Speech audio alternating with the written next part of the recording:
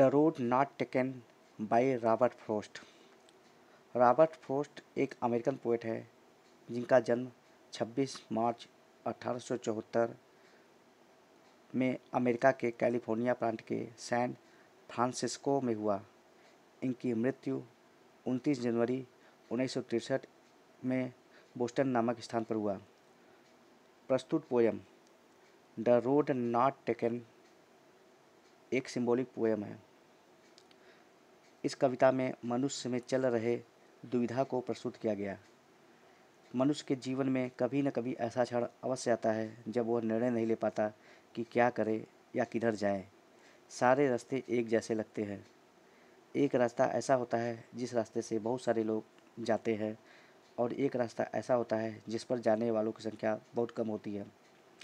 मनुष्य को रास्ते का चुनाव बहुत ही सावधानीपूर्वक करना चाहिए क्योंकि वही रास्ता उसके भविष्य का निर्माण करता है। Text of the poem. Two roads diverged in a yellow wood, and sorry I could not travel both. And be one traveler, long I stood and looked down one as far as I could to where it went in the undergrowth.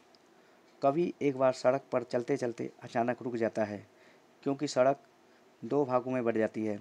दोनों सड़क एक पीले one की तरफ जाती है। One पीला है क्योंकि ज़मीन पर बहुत सारी पीली पत्तियां गिरी हुई है और इसी कारण कवि ने वन को पीला कहा है। कवि को दुख है क्योंकि वह दोनों मार्ग पर चल नहीं सकता क्योंकि वह अकेला यात्री है। कुछ देर तक कवि वहीं पर खड़ा रहा। कवि उनमें से एक सड़क को वहां तक देखता रहा जहां तक वह वन की तरफ मुड़ न गया हो। Then took the other just as fair and having perhaps the better claim because it was grassy and wanted wear, though as for that the passing there had warned them really about the same. इसके पश्चात कवि ने दूसरे मार्ग को चुना जो पहले मार्ग की ही तरह था किंतु शायद वह उससे ज़्यादा अच्छा था क्योंकि इस पर घास उगे हुए थे और इस पर लोगों के चले जाना शेष था, यानी इस पर अधिक यात्रियों का आना जाना नहीं था। पर आगे चलकर कवि ने पाया कि इस मार्ग पर लोग पहले चल चुके हैं और यह वैसा ही मार्ग है जैसा कि पहले वाला था। And both that morning equally lay in leaves no step had trodden black. Oh, I kept the first for another day, yet knowing how way leads on to way, I doubted if I should ever come back. कवि कहता है कि उस समय दोनों मार्ग समान रूप से पत्तियों से ढके थे और उन पर किसी के चलने का कोई काला निशान नहीं था। कवि को दुख था कि वह दोनों मार्ग का प्रयोग नहीं कर सकता है। उसने विचार किया कि वह पहले मार्ग पर फिर कभी चलेगा। उसे यह बात अच्छी तरह से पता था कि एक मार्ग से दूसरा मार्ग अवश्य मिल जाता है।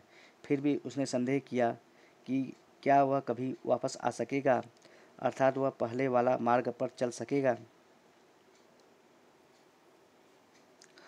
I shall be telling this with a sigh somewhere ages and ages hence.